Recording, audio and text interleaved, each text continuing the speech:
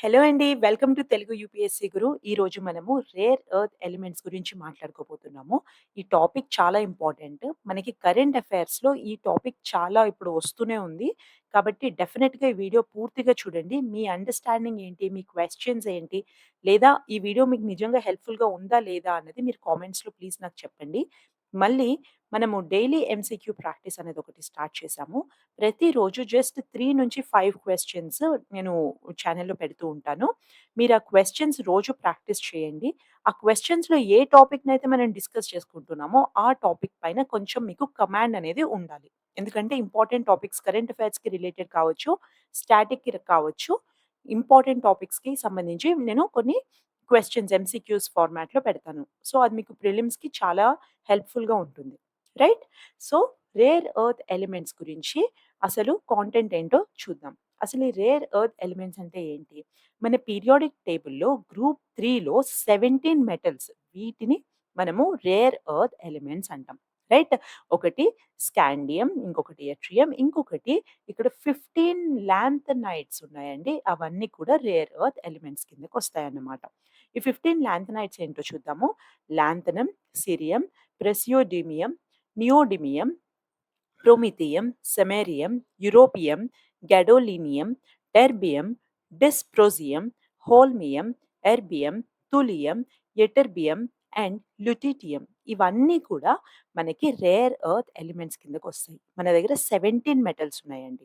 Right? ఇవి group 3లో ఉంటాయి మన పీరియాడిక్ టేబుల్‌లో. రైట్? సో, వీటి పేర్లయితే మీరు గుర్తుపెట్టుకోండి. ఎందుకంటే మనకి మన ప్రిలిమ్స్‌లో కొన్ని ఇచ్చి which of the following REE అని కూడా అడగొచ్చు. రైట్? సో, అప్పుడు మీరు ఆన్సర్ చేయాలంటే జస్ట్ గుర్తుపెట్టుకుంటే చాలు. రైట్? నెక్స్ట్ వీటిల్లో టైప్స్ ఏంటో చూద్దాం. అయితే వీటి అటామిక్ వెయిట్‌ని బేస్ చేసుకొని వీటిని 2 గ్రూప్స్‌గా డివైడ్ చేశారు. ఒకటి లైట్ ఆర్‌ఈఈస్ అంటే వేటి అటామిక్ నంబర్ 57-63 వరకు ఉంటుందో వాటిని లైట్ ఆర్‌ఈఈస్ గ్రూప్‌లోకి క్లాసిఫై చేశారు. ఇంకొకటి వేటి అటామిక్ నంబర్ అయితే 64-71 వరకు ఉంటుందో వాటిని హెవీ ఆర్‌ఈఈస్‌గా క్లాసిఫై చేశారు. రైట్? అయితే స్కాండియం అండ్ యట్రియం ఏవైతే లాంథనైడ్స్ కాకుండా మన దగ్గర స్కాండియం అనే యట్రియం ఏవైతే ఉన్నాయో ఇవి లైట్ ఉన్నప్పటికీ కూడా వీటిని హెవీ ఆర్ఈఈ కేటగిరీలోకి ప్లేస్ చేశారు ఆ గ్రూప్‌లోకి. ఎందుకు అంటే హెవీ ఆర్ఈఈలో ఏవైతే మెటల్స్ ఉన్నాయో వాటితో సమానంగా కెమికల్ అండ్ ఫిజికల్ ప్రాపర్టీస్ ఉన్నాయండి. దట్ ఈస్ ద రీజన్ మన స్కాండియం అండ్ యట్రియంని హెవీ ఆర్ఈఈలో ప్లేస్ చేశారు. రైట్? ఇవి మన నేచర్‌లో దే ఆర్ ఫెయిర్‌లీ కామన్. కానీ ఎక్కడ ఒక్కటే ప్లేస్‌లో లార్జ్ అమౌంట్స్‌లో ఇవి దొరకవన్నమాట. ఒక్కటే ప్లేస్‌లో లార్జ్ క్వాంటిటీస్‌లో దొరకవు. అలాంటిటప్పుడు మనం మైనింగ్ చేస్తే అది ప్రాఫిటబుల్ అవ్వదు. ఎందుకంటే ఏదో చిన్న క్వాంటిటీ కోసం మనం మైనింగ్ చేయాల్సుంటుంది. రైట్? సో, అక్కడ ప్రాఫిట్ కన్నా లాసే ఎక్కువ అయ్యే ఛాన్సెస్ ఉంటుందన్నమాట. వీటి క్యారెక్టరిస్టిక్స్ ఏంటో చూద్దాము. వీటికి density, melting point, conductivity and thermal conductance ఇవన్నీ కూడా హై ఉంటాయన్నమాట. High density, high melting point, high conductivity, high thermal conductance. అయితే అసలు ఇప్పుడు ఈ ఆర్ఈఈస్ ఎందుకు ఇంపార్టెంట్ మనకి? మన కరెంట్ అఫైర్స్‌లో కూడా చూస్తున్నాం ఆర్ఈఈ అని.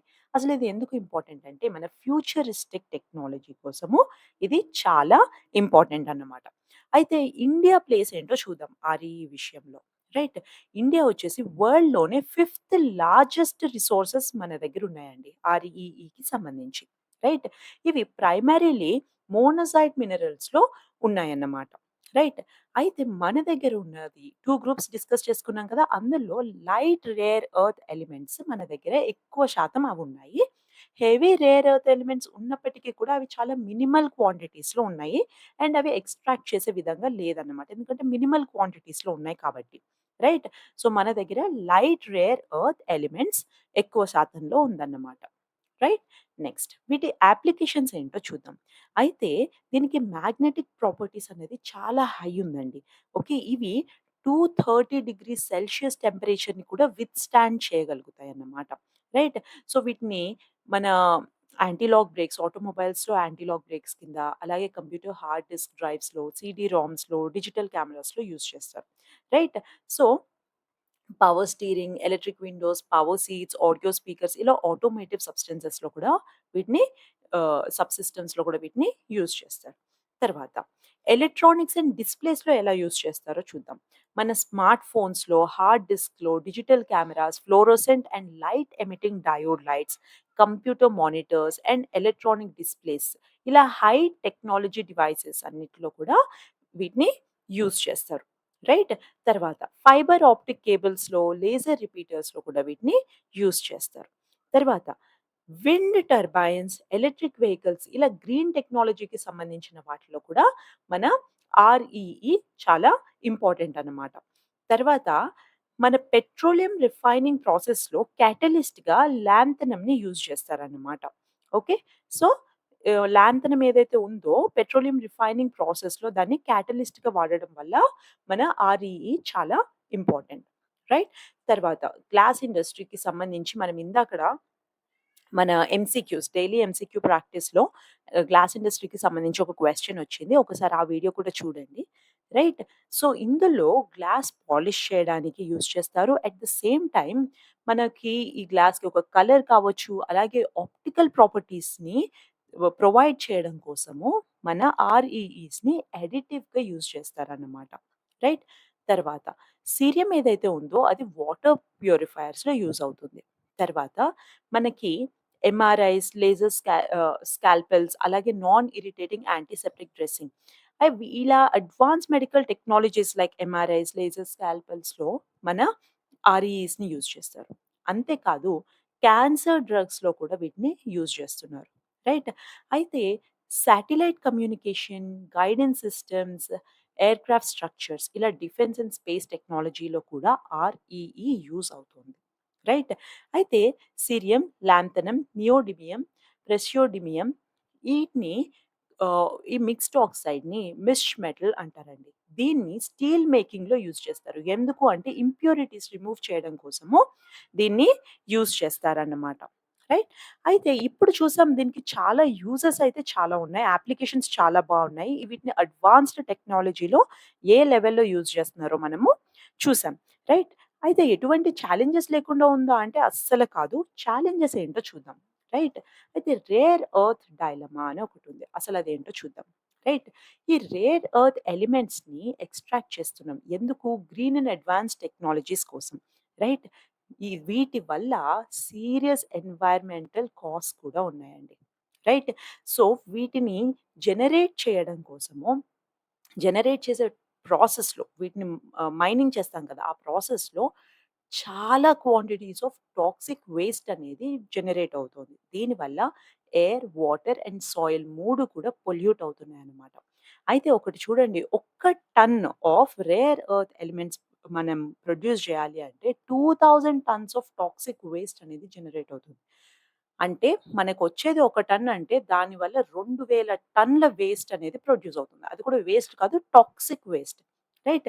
చైనా ఎవరైతే లీడింగ్ ప్రొడ్యూసర్ ఉన్నారో అది tens of millions of tons of waste water ప్రతి సంవత్సరం ప్రొడ్యూస్ చేస్తోంది. రిలీజ్ చేస్తోందన్నమాట. రైట్? అయితే ఈ కాంట్రడిక్షన్ ఏదైతే ఉందో అంటే బెనిఫిట్స్ ఏంటి? అలాగే దీని ఎక్స్‌ట్రాక్షన్‌లో అయ్యే డ్యామేజ్ ఏంటి? వీటి కాంట్రడిక్షన్ ఏదైతే ఉందో దాన్ని రేర్ ఎర్త్ డైలమా అంటారు. రైట్? సో, అది మనకి మేజర్ ఛాలెంజ్ అన్నమాట. తర్వాత ఈ ఎక్స్‌ట్రాక్షన్ ప్రాసెస్ ఏదైతే ఉంటుందో, మన రేర్ ఎర్త్ ఎలిమెంట్స్ యొక్క ఎక్స్‌ట్రాక్షన్ ప్రాసెస్‌లో మనకి radioactive elements thorium, uranium లాంటి రేడియో యాక్టివ్ ఎలిమెంట్స్ కూడా వస్తున్నాయన్నమాట. దీనివల్ల సీరియస్ హెల్త్ హజార్డ్స్ అన్నవి మనకి అవుతున్నాయన్నమాట. రైట్? సో, అదొక హెల్త్ రిస్క్. తర్వాత చైనాస్ మొనోపొలీ. 1990స్ నుంచి చైనా 90-95% ఆఫ్ వరల్డ్స్ ఆర్ఈఈ అనేది ప్రొవైడ్ చేసింది. రైట్? సప్లై చేసిందన్నమాట. రైట్? సో, చైనా వచ్చేసి దానికే ఉంది మొనోపొలీ. 90-95% ఆఫ్ రేర్ ఎర్త్ ఎలిమెంట్స్‌ని సప్లై చేస్తోంది అంటే, ఈ ఫీల్డ్‌లో మొనోపొలీ ఉన్నది చైనాకి. రైట్? సో, డామినెంట్ పొజిషన్ అయిపోయింది చైనాది. గ్లోబల్ సప్లై చైన్‌లో. రైట్? కానీ ఇప్పుడు కొత్తగా రీసెంట్‌గా ఏమైందంటే ఆస్ట్రేలియా, బ్రెజిల్, రష్యా, యూఎస్ ఇలాగ అందరూ కూడా వాళ్ళ ప్రొడక్షన్‌ని ఎక్స్‌పాండ్ చేయడం కోసం ట్రై చేస్తున్నారన్నమాట. రైట్? సో, ఇవి కొన్ని మేజర్ ఛాలెంజెస్ అండి. ఆర్‌ఈఈకి సంబంధించి. ఐ హోప్ మీకు ఈ వీడియోలో ఉన్న కాంటెంట్ అర్థమయింది అని అనుకుంటున్నాను. రైట్? సో, ఈ వీడియోలో ఉన్న కాంటెంట్ గనక మీకు అర్థం అవుతే ఒక్కసారి ఈ క్వెషన్ ఏదైతే ఉందో దీన్ని ఆన్సర్ చేయడానికి ట్రై చేయండి. చూడండి నాకస్సలే నాలెడ్జ్ లేదు. నేను ఇప్పటిదాకా ఆన్సర్ రైటింగ్ ప్రాక్టీస్ స్టార్ట్ చేయలేదు అంటే, ఇప్పటి నుండి నేను ఇలా వీడియోస్‌లో ఏవేవైతే క్వెషన్స్ అటాచ్ చేస్తానో, వాటికి ఆన్సర్ రాయడానికి ట్రై చేయండి. ఒక్కసారి ఆన్సర్ రైటింగ్ స్టార్ట్ చేశారు అంటే, ఫస్ట్ ఒకటే క్వెషన్‌కి ఆన్సర్ రాయండి. మెల్లమెల్లగా ఒక 3 మంత్స్ తర్వాత 2 క్వెషన్స్ చేయండి. అలా మెల్లగా ఇంప్రూవ్ చేసుకోండి. రైట్? సో, రాసిన తర్వాత ఇప్పుడు ఈ వీడియోలోనే మీరింత కాంటెంట్ చూసారు కదా! ఈటిని జస్ట్ 200, 200 వర్డ్స్, 250 వర్డ్స్‌లో ఎలా రాయగలుగుతారు? అది చాలా ఇంపార్టెంట్. నాలెడ్జ్ చాలా మంది దగ్గరుంటుంది. ఇంకొకటి గుర్తుపెట్టుకోండి. ఈ యూపీఎస్‌సి, సీఎస్‌సి ఎగ్జామ్‌లో టాపర్ అయిన ప్రతి ఒక్కళ్ళకి ఫుల్ నాలెడ్జ్ ఉంది అని కాదు. ప్రెజెంటేషన్ వాళ్ళు ప్రాపర్‌గా చేయగలిగారు.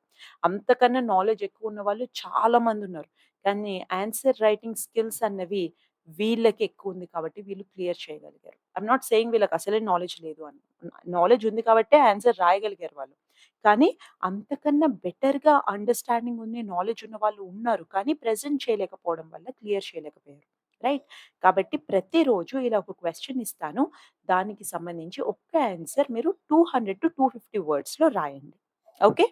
అంతేనండి. That's it for today. Thank you so much for your time. All the best.